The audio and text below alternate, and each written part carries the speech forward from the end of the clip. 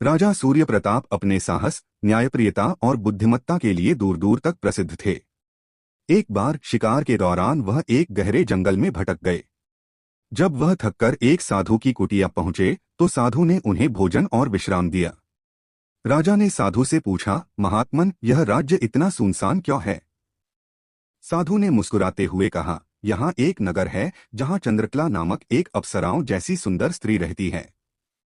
उसके साथ विवाह करना सभी राजाओं का स्वप्न है, परंतु उसकी शर्त है कि जो भी उससे विवाह करना चाहे उसे 3 रातों में 3 असंभव चुनौतियों को हल करना होगा। जो असफल होता है वह चंद्रकला के महल में कैद हो जाता है। अब तक 101 राजा और राजकुमार कैद में हैं।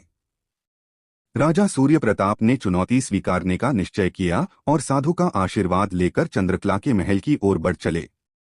महल के द्वार पर एक विशाल घंटा लटका हुआ था। सूर्य प्रताप ने जोर से घंटा बजाया। आवाज सुनकर चंद्रकला के सेवक बाहर आए और राजा को आदरपूर्वक अंदर ले गए। चंद्रकला ने उनका स्वागत किया और उन्हें चुनौतियों के बारे में बताया। वह जानती थी कि केवल साहसी और बुद्धिमान व्यक्ति ही इस चुनौती को पूरा कर सकेगा। पहली रात चंद्रकला ने राजा से कहा, यदि तुम मुझसे विवाह करना चाहते हो तो मेरी पहली चुनौती पूरी करो। तुम्हें इस विशाल पुस्तकालय में छुपी हुई सबसे छोटी पुस्तक को खोजकर लानी होगी जिसमें मेरे पूर्वजों का इतिहास लिखा है। इसके लिए तुम्हारे पास सिर्फ एक रात है। राजा ने जैसे ही पुस्तकालय में कदम रखा उसे वहां का दृश्य देखकर हैरानी हुई। पुस्तकालय एक विशाल महल के समान था। हर ओर ऊंची ऊंची अलमारियां थीं जिनमें अनगिनत पुस्तकें रखी थीं। कुछ अलमारियां जमीन से छत तक पहुंचती थीं। हर किताब अपने आप में एक खजाना लग रही थी। कुछ पर सोने के अक्षरों में शीर्षक लिखे थे तो कुछ बेहद प्राचीन और धूल से भरी थीं।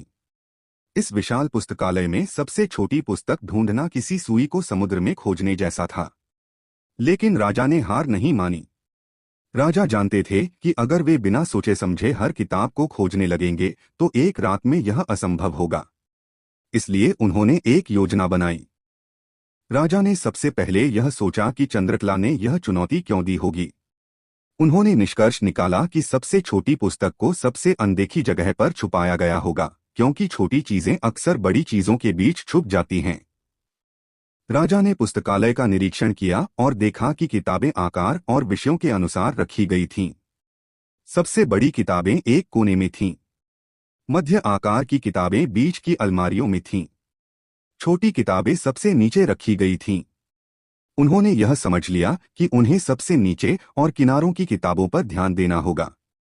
राजा ने सबसे पहले अलमारियों के निचले हिस्से की तरफ ध्यान दिया। उन्होंने देखा कि कई छोटी छोटी किताबें बड़ी किताबों के नीचे रखी गई थीं। कुछ किताबें धूल से ढकी हुई थीं, मानो वर्षों से किसी ने उन्हें छुआ न हो। उन्होंने हर छोटी किताब को ध्यान से देखा, लेकिन चंद्रकला के पूर्वजों का इतिहास उनमें नहीं मिला। राजा को याद आया कि कई बार छोटी चीजें बड़ी चीजों के बीच छुपा दी जाती हैं ताकि वे अनदेखी रह जाएं। उन्होंने अब बड़ी किताबों की ओर ध्यान देना शुरू किया। उन्होंने बड़ी किताबों को उठाया और उनके नीचे, पीछे और बीच में देखने लगे। इसी दौरान उन्हें एक भारी ग्रंथ मिला। जब उन्होंने उसे उठाया तो उसके नीचे बेहद पतली और छोटी सी पुस्तक रखी हुई थी। राजा ने छोटी पुस्तक को उठाकर देखा। उसका कवर बेहद पुराना था, लेकिन उस पर सोने के अक्षरों में लिखा था, चंद्रवंश का इतिहास। यह वही पुस्तक थी जिसका जिक्र चंद्रकला ने किया था। राजा ने छोटी पुस्तक को उठाया और इसे चंद्रकला के पास ले गए। उन्होंने कहा, यह रही आपकी पुस्तक। मैंने आपकी चुनौती पूरी कर ली। चंद्रकला यह देखकर प्रभावित हुई कि राजा ने धैर्य, बुद्धिमानी और सूझबूझ से इतनी कठिन परीक्षा को पूरा कर लिया। उसने मुस्कुराते हुए कहा, आपने साबित कर दिया कि आप केवल एक योद्धा ही नहीं बल्कि एक चतुर और योग्य राजा भी हैं। उस रात ने न केवल राजा को चंद्रकला की प्रशंसा का पात्र बनाया, बल्कि यह साबित किया कि कोई भी कठिन चुनौती धैर्य और चतुराई से जीती जा सकती है। चंद्रकला ने दूसरी चुनौती देकर राजा की योग्यता और साहस को एक बार फिर परखने का निर्णय लिया। राजा को न केवल अपनी बुद्धिमत्ता का प्रदर्शन करना था, बल्कि समय सीमा में भी इस कठिन कार्य को पूरा करना था। चंद्रकला ने कहा, तुमने पहली चुनौती सफलतापूर्वक पूरी की। अब दूसरी रात तुम्हें मेरे महल के बगीचे में छुपे एक दुर्लभ सोने के फूल को खोजना होगा। लेकिन याद रहे, यदि तुम उसे नहीं ढूंढ पाए तो तुम्हें मेरी कैद में रहना होगा। चंद्रकला का बगीचा एक अद्भुत स्थान था। यह बगीचा फूलों, वृक्षों और जलाशयों से सुसज्जित था। वहां हर तरफ सुगंधित फूलों की क्यारियां थीं और विभिन्न रंगों के पेड़ पौधे राजसी वैभव का प्रतीक लगते थे। बगीचे के मध्य में एक बड़ा जलाशय था, जिसके चारों ओर सुंदर पत्थरों से बनी सीढ़ियां थीं। झाड़ियों और बेलों के नीचे कई छुपी हुई छोटी कोठरियां थीं, जिनमें खजाने या गुप्त वस्तुओं को रखा जाता था। चंद्रकला ने जानबूझकर यह फूल ऐसी जगह छुपाया था जहां कोई आसानी से न पहुंच सके। राजा को यह समझ में आ गया था कि यह चुनौती आसान नहीं होगी। उन्होंने सोचा कि उन्हें चंद्रकला की सोच को समझना होगा। उन्होंने सबसे पहले पूरे बगीचे का निरीक्षण किया। उन्होंने देखा कि वहां बहुत सी जगहें थीं जहां फूल को छुपाया जा सकता था, झाड़ियों के पीछे, पेड़ों की शाखाओं पर या पानी के भीतर। राजा ने सबसे पहले बगीचे के किनारों पर लगी झाड़ियों और पेड़ों के पास खोजबीन शुरू की। उन्होंने झाड़ियों के अंदर देखा, लेकिन वहां कुछ नहीं मिला। फिर उन्होंने पेड़ों की शाखाओं और उन पर लटकती बेलों को ध्यान से देखा। हालांकि वहां बहुत सारे फूल थे, लेकिन दुर्लभ सोने का फूल कहीं नहीं दिखा।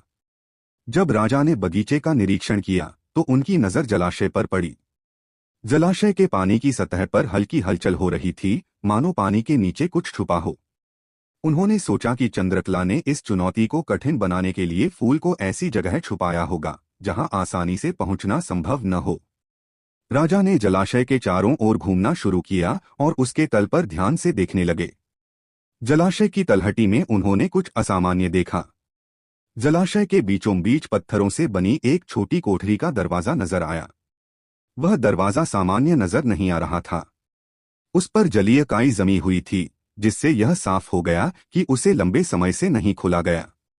राजा ने अंदाजा लगाया कि दुर्लभ सोने का फूल उसी कोठरी के अंदर छुपा हुआ होगा। राजा ने तुरंत पास खड़े अपने सहायकों को बुलाया।